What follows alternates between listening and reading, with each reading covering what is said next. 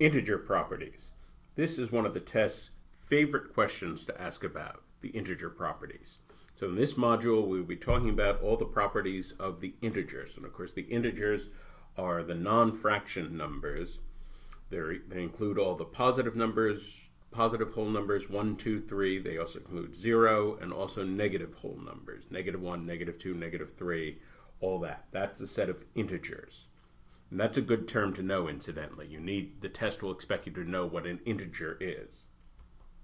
In fact, most of what we'll discuss in this module concerns only the positive integers, the ordinary counting numbers, 1, 2, 3, 4, 5, 6, etc. So these are two specific categories of numbers we'll be focusing on in this module. Now, of course, the test includes all kinds of numbers other than this, but we're going to focus right now on these. In this particular video, we will discuss a few interrelated ideas. These are mathematical terms you definitely need to know and understand for the test. These are terms that will appear in test questions. So the big three to understand, first of all, are factor, divisor, and divisible.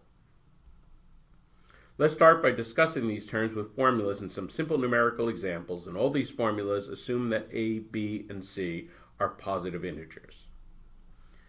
If we say that a times b equals c, so the product of a and b equals c, then we're saying that a and b are factors of c. In other words, we can multiply them together to get c. To say that a is a factor of c is to say that we can multiply a by some other integer, and the product will be equal to c. So, for example, 3 is a factor of 6. 25 is a factor of 100. Notice that 1 is a factor of every positive integer. That's an important idea. Notice also that every integer is a factor of itself. Thus, every positive integer greater than 1 has at least two factors, 1 and itself. So, for example, the number 84, whatever other factors it has, we know that one of the factors of 84 has to be 1, and one of the factors of 84 has to be 84. If c divided by a equals b, so in other words, we can perform this division and the output of the division is still an integer, then we say that a is a divisor of c because it divides evenly into c. One number divides evenly into another when the quotient is an integer. We can also say that c is divisible by a. Notice there is absolutely no difference between factor and divisor. These two words mean exactly the same thing. So we use one more in the context of multiplication, one more in the context of division, but really it means exactly the same thing. Every factor is a divisor, every divisor is a factor. Thus, we have three interchangeable ways to say the same thing, and the test will use all three of these. We could say 8 is a factor of 24, 8 is a divisor of 24, and 24 is divisible by 8.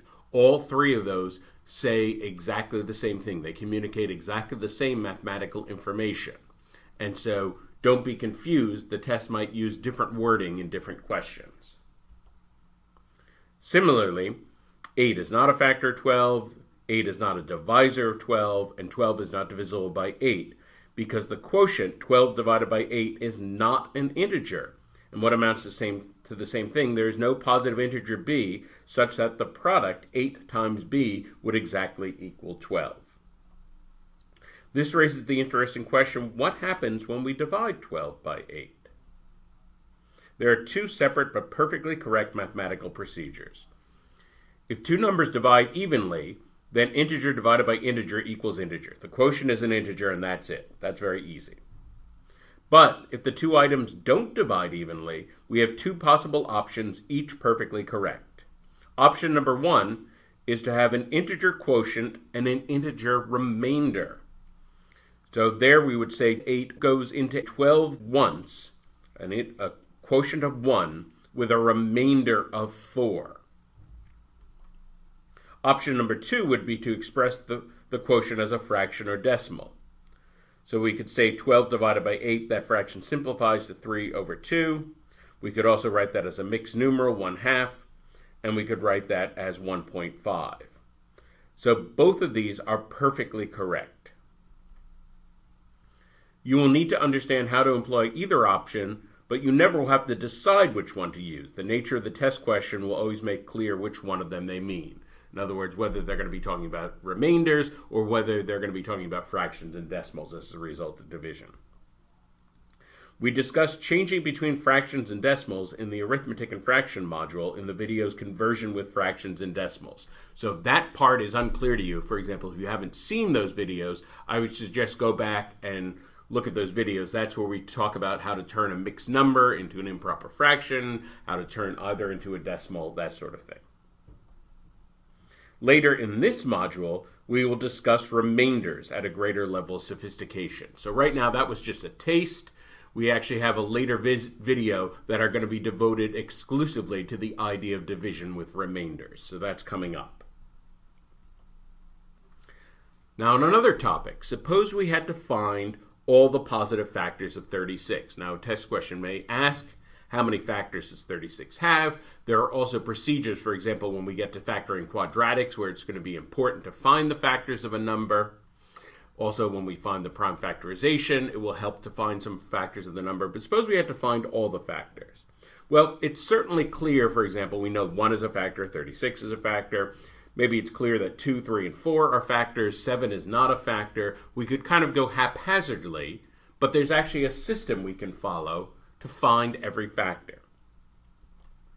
The easiest way is to list the factor pairs, the pairs of numbers that have a product of 36.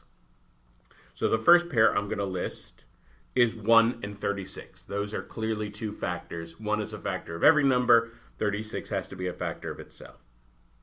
Well, 2 goes into 36, so that would be 2 times 18. That gives me 2 more factors. 3 goes into 36. That would give me 3 times 12. 4 goes into 36. That would be 4 times 9.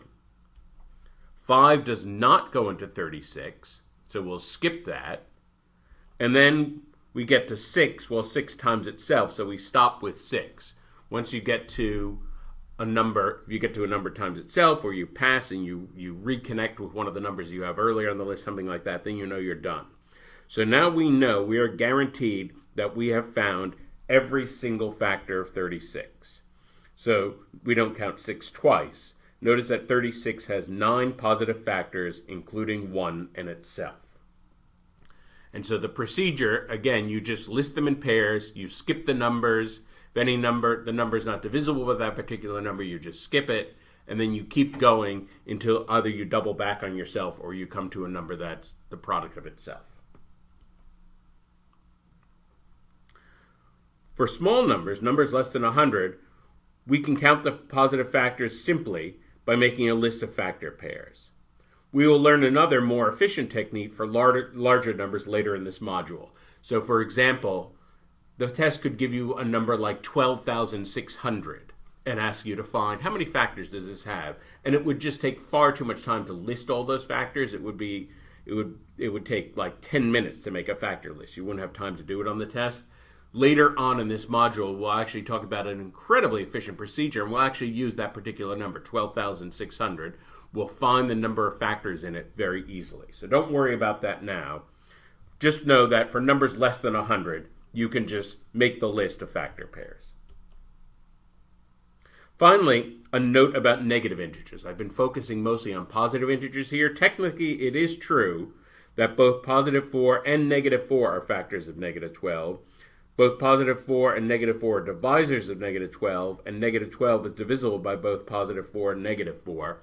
It's true that every positive factor, for example, 36 had 9 positive factors. We could just put a negative sign in front of them. There'd be 9 negative factors also. So usually we're not as concerned with the negative factors because they're just repeats of the positive factors, and that's why the test almost never asks about that or expects you to know it. But technically, factors and divisors could be negative, and that is something that we may have to watch out for on a more advanced question. In summary, we talked about the interrelated ideas of factors, divisors, and divisibility. We talked about options for division that don't come out even, remainders versus non-integer quotients. Remember, remainders we'll be discussing in much greater detail a few modules from now. We talked about listing the factors of a number by listing factor pairs and introduced the idea of counting factors. For larger numbers, we'll have another video later on where we'll talk about that in greater detail. And we talked about the seldom used rules for negative factors.